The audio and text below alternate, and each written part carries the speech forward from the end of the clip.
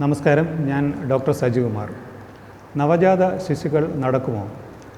ഒരു നവജാത ശിശു നടന്ന് നീങ്ങുന്നതിൻ്റെ ഒരു വീഡിയോ കഴിഞ്ഞ കുറേ കാലമായി നമ്മുടെ സോഷ്യൽ മീഡിയയിലെല്ലാം വ്യാപകമായി പ്രചരിക്കുന്നുണ്ട്.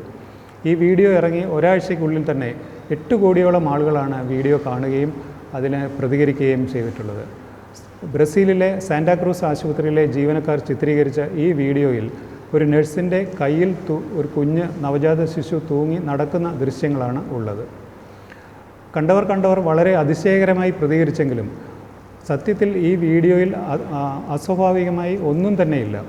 എല്ലാ നവജാത ശിശുക്കളിലും കാണുന്ന ഒരു സാധാരണ ശാരീരിക പ്രതികരണം മാത്രമാണ് ഇത്. ഇതിന് സ്റ്റെപ്പിംഗ് റിഫ്ലെക്സ് അല്ലെങ്കിൽ വാക്കിംഗ് റിഫ്ലെക്സ് എന്നാണ് പറയുന്നത്. ഇത് 6 ആഴ്ച പ്രായമാകുന്നതുവരെ നവജാത ശിശുക്കളിൽ സാധാരണയായി കാണപ്പെടും.